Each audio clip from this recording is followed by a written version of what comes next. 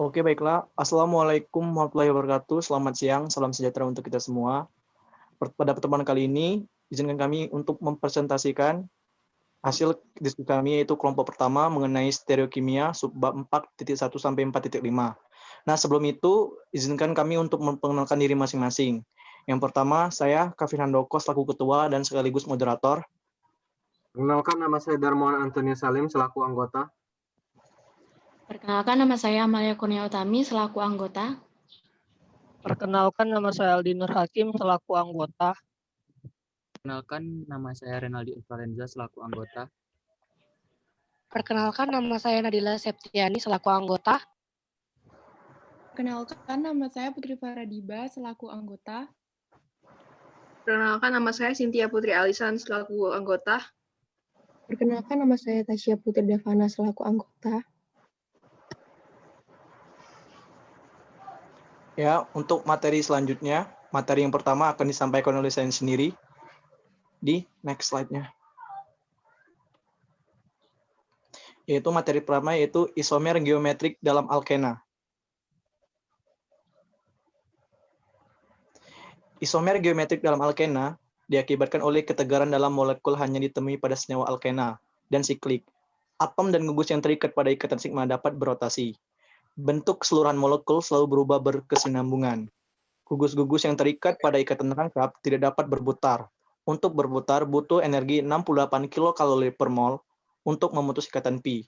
Ketegaran ikatan pi inilah maka gugus-gugus yang terikat pada karbon berikatan pi terletak tetap dalam ruang relatif satu sama lain. Lanjut. Dua gus atom yang terletak pada satu sisi ikatan pi disebut cis atau pada sisi yang sama, tidak berseberangan. Gugus-gugus atau atom-atom yang terletak pada sisi yang berlawanan disebut trans, yaitu berseberangan. Syarat tiap atom karbon yang terlibat dalam ikatan pi mengikat dua gugus yang berlainan. Itu contoh dari contoh ikatan cis dan trans. Lanjut.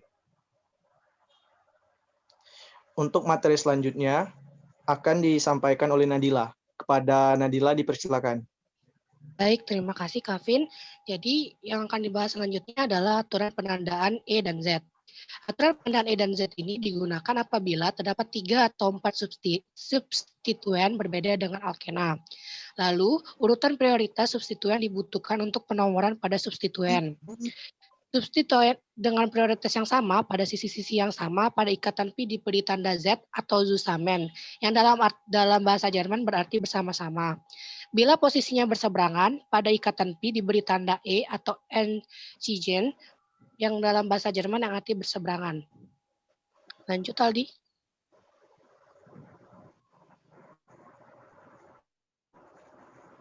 Berikut adalah contoh dari aturan E dan Z.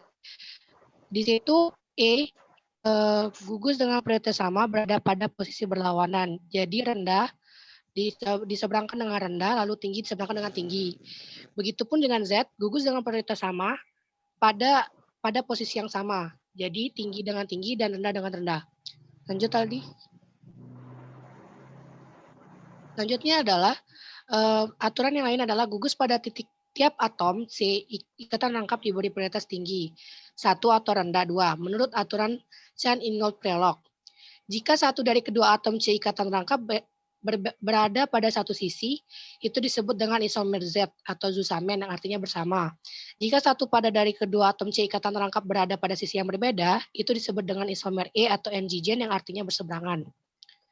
Baik, materi selanjutnya akan dijelaskan oleh Renaldi. Kepada Renaldi dipersilakan.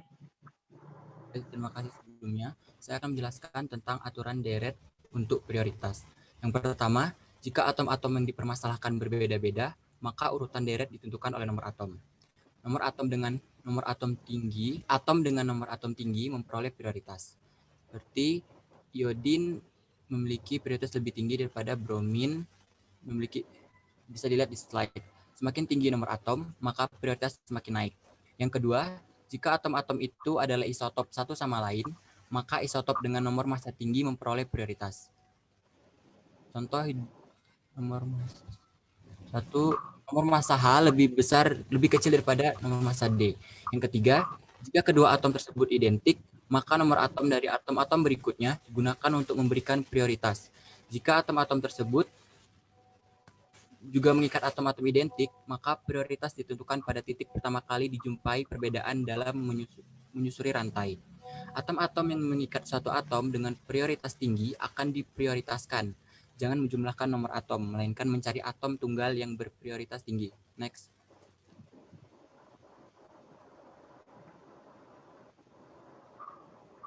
Yang keempat, atom-atom yang terikat oleh ikatan rangkap atau ikatan ganda 3 diberi kesetaraan atau equivalences, ikatan tunggal, sehingga atom-atom ini dapat diperlakukan sebagai gugus-gugus berikatan tunggal dalam menentukan prioritas. Tiap atom berikatan rangkap di-2 kalikan atau di-3 kalikan untuk ikatan ganda 3.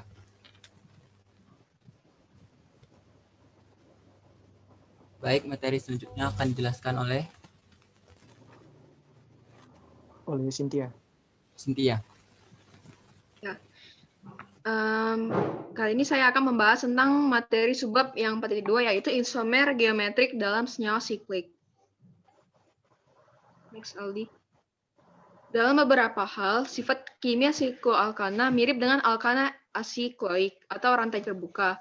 Keduanya sama-sama nonpolar dan cenderung inert. Akan tetapi, terdapat perbedaan mendasar. Pertama, sikloalkana kurang fleksibel dibandingkan dengan alkana rantai terbuka. Ikatan tunggal atau ikatan sigma pada alkana asiklik dapat berputar. Pada sikloalkana, ikatan yang terbentuk kurang bebas untuk berputar. Misalnya siklopentana. Bentuknya adalah segitiga rigid dan planar. Putaran pada ikatan karbon-karbon tidak mungkin terjadi tanpa merusak cincin. Next. Oleh karena strukturnya siklik, sikloalkana memiliki 2 sisi, yaitu sisi atas dan bawah. Hal ini memungkinkan sikloheksana memiliki kemungkinan isomerisme berdasarkan letak substituennya. Contohnya, ada 2 bentuk isomer dari 1,2 dimetil siklopropana. Pertama, dengan 2 gugus metil pada sisi yang sama. Kedua, dengan gugus metil pada posisi yang berlawanan. Kedua bentuk isomer merupakan molekul yang stabil dan dapat dikonversi dari bentuk satu ke bentuk lainnya tanpa memecah cincin atau tanpa membentuk ikatan. Ya, silakan moderator.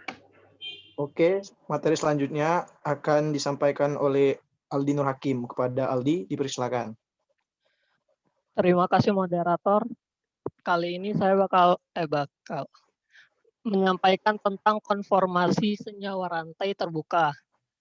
Adapun itu tidak seperti isomer konstitusional seperti pada butana dan isobutana, di mana terdapat perbedaan urutan penempatan atom-atomnya. Kedua isomer 1,2 dimetil siklopropana memiliki tempat ikatan yang sama, tetapi berbeda pada posisi atom-atomnya. Semua senyawa yang memiliki posisi ikatan atom yang sama, tetapi berbeda pada orientasi 3 dimensinya, seperti stereosomer. Pada rantai terbuka,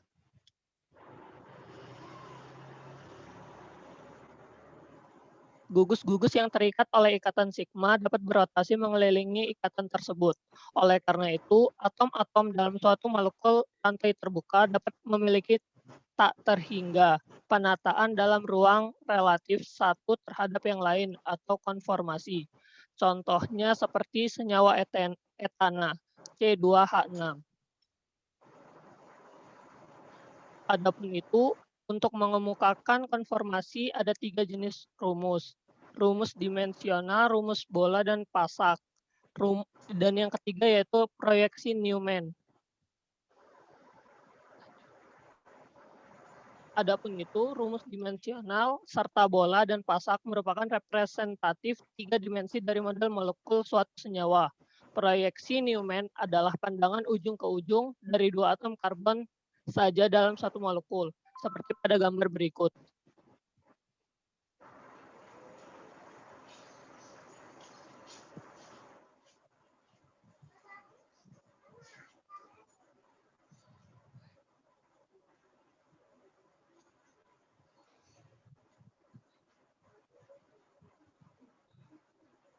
Oke, baiklah. Selanjutnya materinya akan disampaikan oleh Putri Paradiba.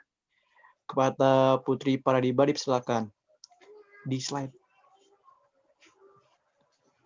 Reaksi Neumann dapat digambarkan untuk molekul dengan 2 atom karbon atau lebih. Contohnya pada 3-kloro-1-propanol. Bisa dilihat sendiri contohnya. Selanjutnya, konformasi yang berbeda-beda disebut konformer, dari kata konformasional atau isomer.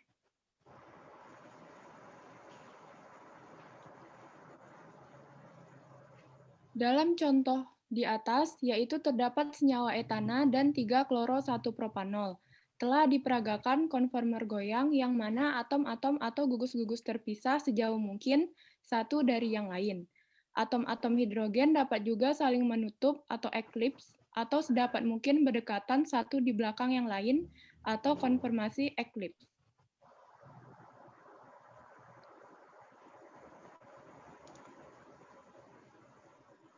Selanjutnya, Tasya.